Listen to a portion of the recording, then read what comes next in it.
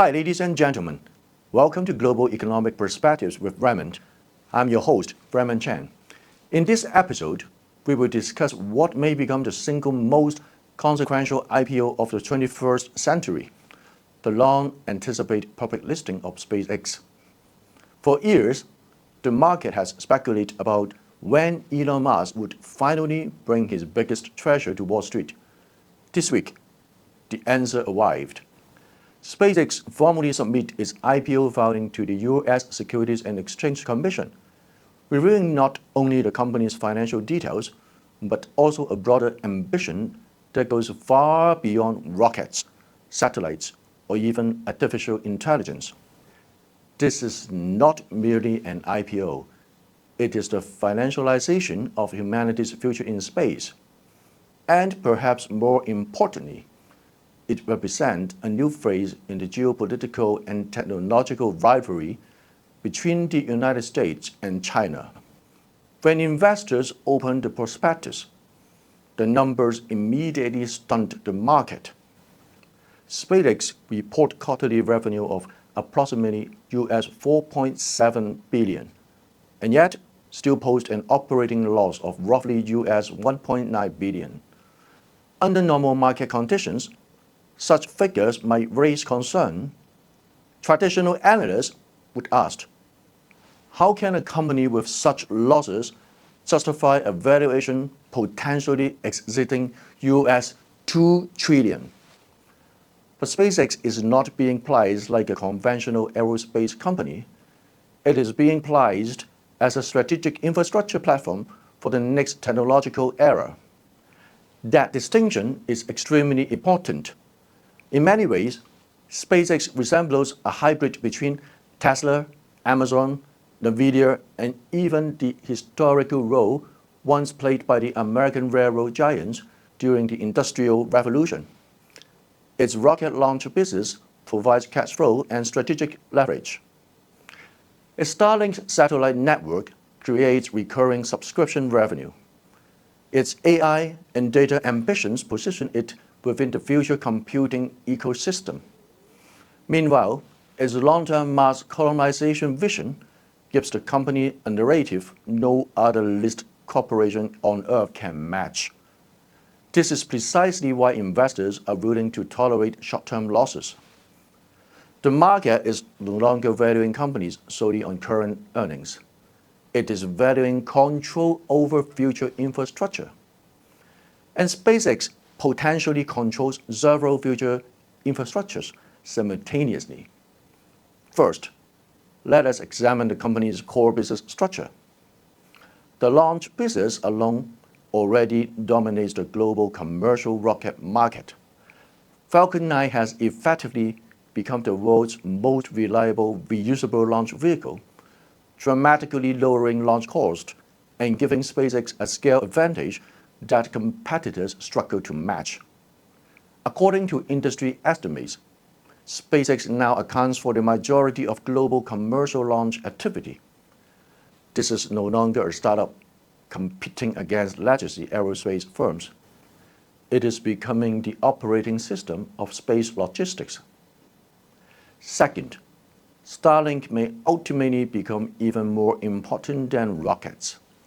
Today, Starlink is already one of the world's largest satellite internet networks, with millions of subscribers globally. More significantly, it is rapidly becoming geopolitical infrastructure. During conflicts and natural disasters, governments increasingly rely on satellite communications independent of terrestrial telecom networks. In Ukraine, Starlink demonstrates that low-orbit satellite system can influence military resilience, communications security, and battlefield coordination. In other words, Starlink is not merely a telecom business. It is digital sovereignty infrastructure. This matters enormously because the next phase of global competition is no longer only about oil pipelines or semiconductor supply chains. It is about who controls orbital infrastructure, communication networks, AI computing capability, and space-based data transmission. And that brings us to the most controversial aspect of the filing, Elon Musk's compensation package.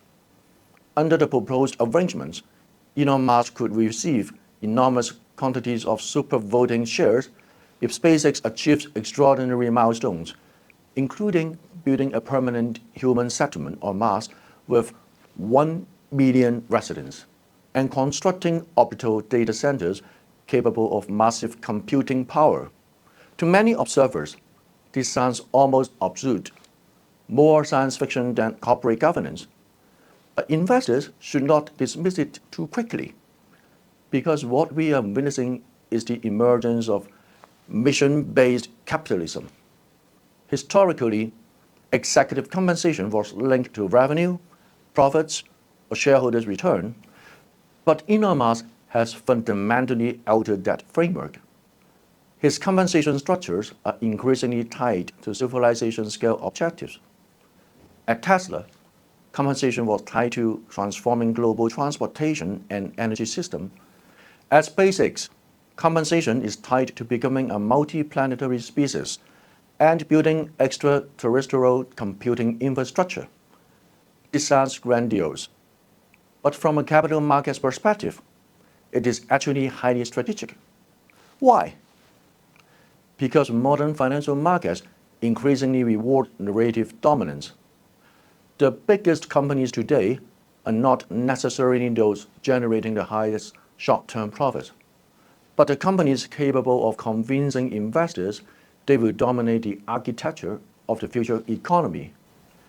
That is precisely why companies linked to AI, cloud computing, semiconductors, and defense technology have experienced explosive valuations in recent years. Investors are no longer simply buying earnings. They are buying optionality on the future. And SpaceX may possess the largest optionality premium in modern market history. Consider this carefully. If SpaceX succeeds in making space launch dramatically cheaper, it controls access to orbit. If Starlink becomes the global communications backbone, it controls planetary connectivity. If orbital data centers becomes viable, SpaceX may participate directly in the next generation of AI infrastructure. And if Mars colonization eventually becomes economically meaningful, even partially, SpaceX effectively creates entirely new economic territory. This is why some analysts compare SpaceX not to aerospace companies, but to sovereign entities. Its scale increasingly resembles strategic national infrastructure, and this is where the IPO's deeper geopolitical significance emerge. For the United States, the SpaceX listing represents something far bigger than another technology IPO. It is a symbolic reaffirmation of American innovation supremacy. Over the past decade, many questioned whether the Americans' industrial leadership was weakening. China surged in manufacturing, electric vehicles, batteries, drones, and infrastructure development. Meanwhile, the US increasingly relied on software and financial engineering. But companies like SpaceX, NVIDIA, and other advanced AI firms demonstrate that America still dominates the highest layers of technological innovation, especially where software, semiconductors, aerospace, and capital markets intersect. The SpaceX IPO sends a very powerful message to global investors. The United States remains the world's primary platform for financing frontier technologies. This is critically important because capital market leadership directly affects technological leadership. The US stock market is not simply a place where companies raise money. It is a strategic weapon. Deep capital pools allow American firms to fund projects that would appear irrational elsewhere. No other countries could easily finance trillion-dollar visions involving Mars colonies, reusable rockets, and orbital AI infrastructure at such scale. Wall Street effectively subsidized technological moonshots. That ecosystem remains uniquely American. For China, however, the implications are equally significant.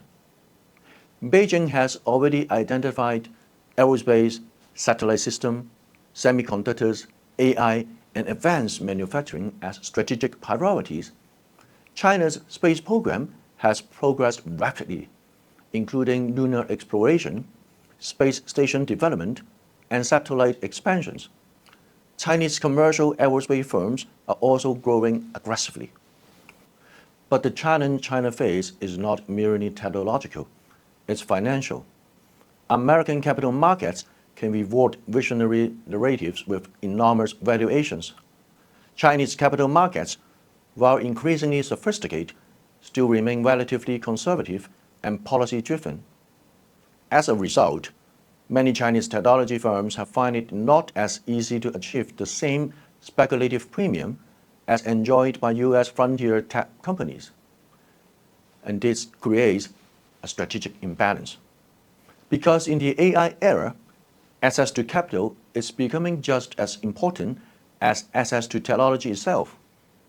Whoever can finance the future most aggressively may ultimately shape the future. The SpaceX IPO, therefore, intensifies pressure on China to further internationalize its financial system, strengthening Hong Kong's role as a technology fundraising hub, and accelerate reforms in its own capital markets. And this is where Hong Kong becomes particularly interesting and increasingly important. Hong Kong has long positioned itself as the bridge between Chinese capital and global investors. But now, closer than ever, the city entered a new era, becoming a serious fundraising center for deep tech and frontier science companies. If the US market becomes synonymous with AI, space, and next-generation infrastructure financing, then Hong Kong must utilize its potential and evolve into more than a conventional finance and property market. In recent years, Hong Kong has already moved toward supporting specialist technology listing and attracting innovative enterprise. But the competition is intensifying rapidly. The SpaceX IPO will likely accelerate a global re-rating of aerospace, AI infrastructure, robotics, satellite communications, and advanced manufacturing sectors. This would eventually benefit Hong Kong if policymakers successfully position the city as Asia's frontier tech capital market gateway. At the same time, investors should also recognize the risk. SpaceX valuation assumptions are extraordinarily ambitious. A US $2 trillion valuation implies expectations far beyond current fundamentals. The company remains heavily dependent on execution, regulatory approvals, government relationships, and technological breakthroughs. Moreover, it sounds crazy, but it is true. Elon Musk himself represents both the company's greatest strength and greatest risk. His visionary leadership attracts capital and talent at unparalleled scale, but yet his increasingly expansive ambitions also introduce governance concerns.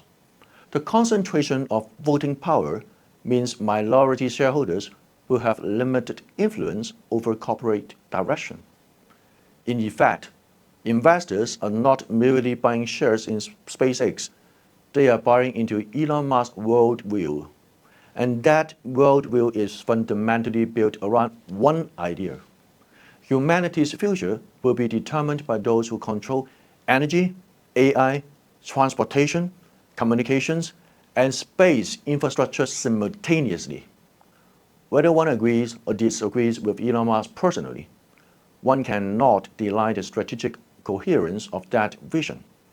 And markets increasingly reward coherence.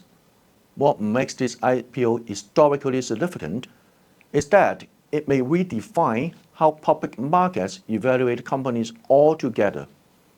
Traditionally, markets value companies based on discounted future cash flow. Today, increasingly, markets value companies based on their perceived role in shaping future civilization infrastructure. And that is a profound shift.